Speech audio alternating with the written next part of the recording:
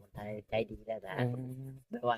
ช่วยเหลืออืมนะเป็นแบบช่วยเหลือคนมีน้ำใจอะนะโดยน้ำใจแบ่งปันเนาะแบ่งปันป้าพ่อแม่พี่น้องน้ำใจคนไทยถือว่าประเสริฐหลายเนาะสุดยอดเลย สุดยอดบ่าวจ้อยว่า ถึงขนาดบ่าวจ้อยไป10 ปีบ่าวจ้อยว่าสุดยอดเลยพ่อแม่พี่น้องน้ำใจคนไทยเด้อันนี้จากใจบ่าวจ้อยแมนจากเลใจยจริงเลย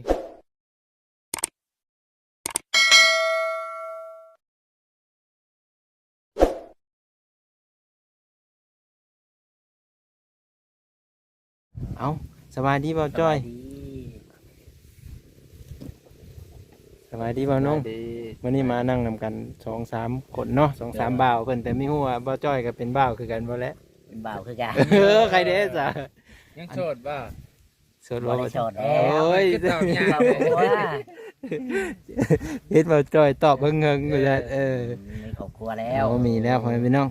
มื้อนี้ก็เลยเห็นอ้ายเพิ่นก็เลยสิมาสอบถามว่าอ้ายเพิ่นเคยไปไทยบ่นะ โอ้ก็เมื่อก่อนเคยไปทำงานอยู่เมืองไทยประมาณ10 ปี ป้าโตพ่อแม่พี่น้อง10 ปี 10 โอ้ ปี ยก็ถือว่าดนสมควรเนาะบ่าวน้องเนาะ โอ้ สุดยอดความนานความดน แม่นเบาน้องไปปีเดียวนะกินฮอดบ้านสิตายแล้ว มีคิดฮอดบ้านบ่ ก็คิดฮอดอยู่แต่ว่า อ๋อ ก็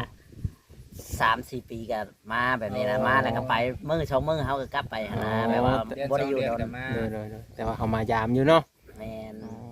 บ่จ้อยไปเฮ็ดงานเพิ่นแล้วอยู่พุ่นน่ะ ไปเห็นงานเบเกอรี่หรือว่างานแบบว่าพวกเค้กพวกขนมปังอะไรนะแบบนี้นะ โดยพวกขนม บ่เจอ เนาะ ก็ทำหลายๆอย่างอะไรตั้งแต่เริ่มต้นก็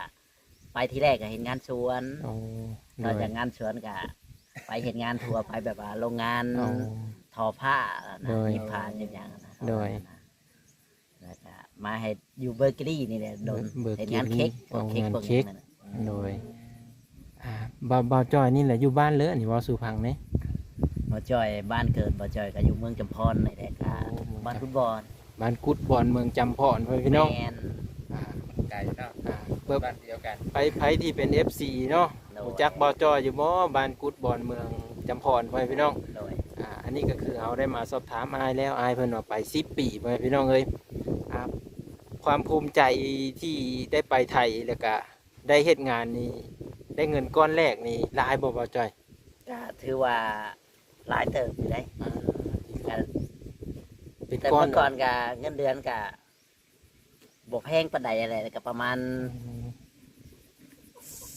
3,000-4,000 โดย แล้วก็ต่อมาก็ได้เดือนละหมื่น เดือน ก็ ละห บ่ มื่น จอยก็เลยมา อ๋อ ก็มา แบบว่าเพิ่นสิขึ้นเงินเดือนให้เรื่อยๆเนาะ โดยโดย แต่เฮาก็ถ้าเฮาก็ต้องย้ายงานตลอดนั่นแหละเนาะ แม่สลับสับเปลี่ยนไป อ๋อ นะแบบ โด ว่าย จนมาอยู่แบบเบเกอรี่ก็ได้หมื่นกว่าก็เลยแบบ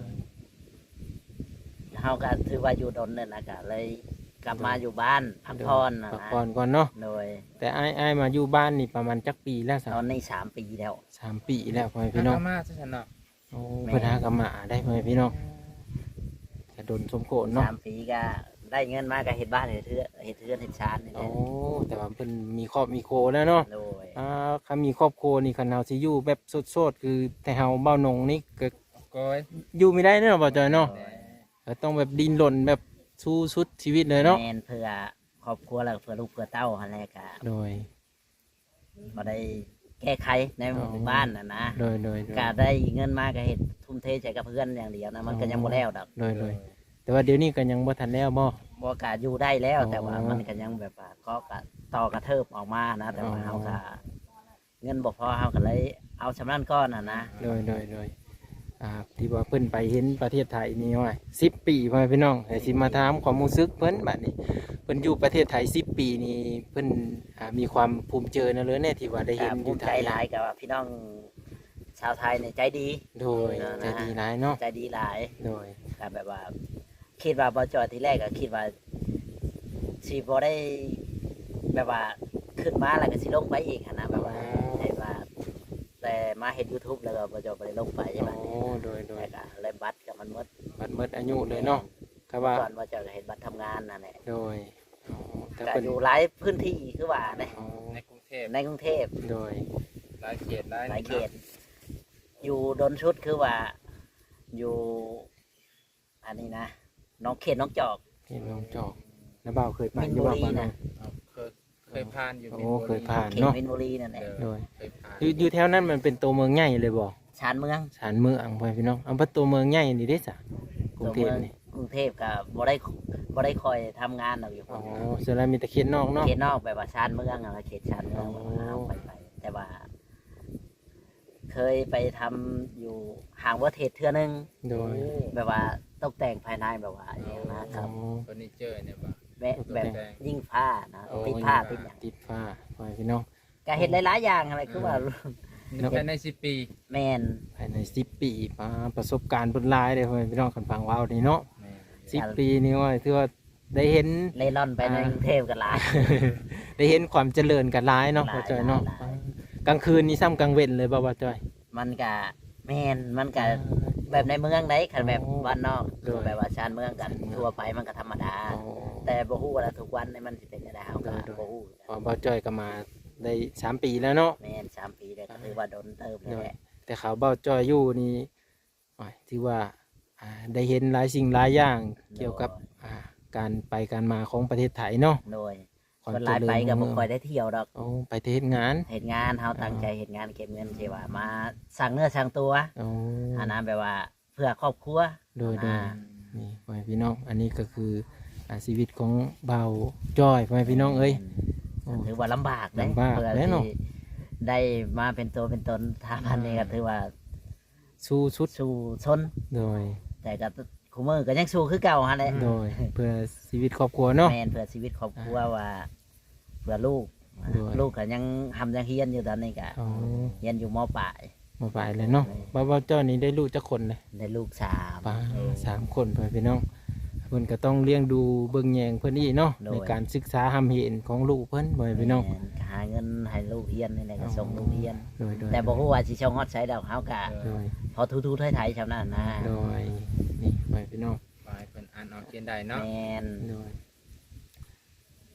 บ่บางอันได้เห็นแต่เขาเว้าว่าอันเพิ่นเรียกว่าจะไปหันไปนี่มันสะดวกสบายว่าซั่นอยู่ประเทศไทยฮะเพิ่นมีรถรับส่งแม่นอีหลีบ่ แม่น อ๋อ แบบว่ามีรถจอดถึงหน้าบ้านแล้วนะแท็กซ์แท็กซี่แบบว่าง่ายๆอะนะ โด สะดวย กสบาย สะดวกสบายเลย แม่น เอาเฮาได้โทรหาเพิ่นบ่หรือเฮ็ดไปเลย มันสิมีรถแล่นผ่านทาง อ๋อ ถ้าว่าเฮาฮู้จักกับเพิ่นเฮาก็ขอเบอร์โทรเพิ่นก็ได้ โดยเฮาจะไปแล้วเฮาโทรหา แม่นถ้าเฮาบ่อยากโทรหาเพิ่นเฮาก็รถ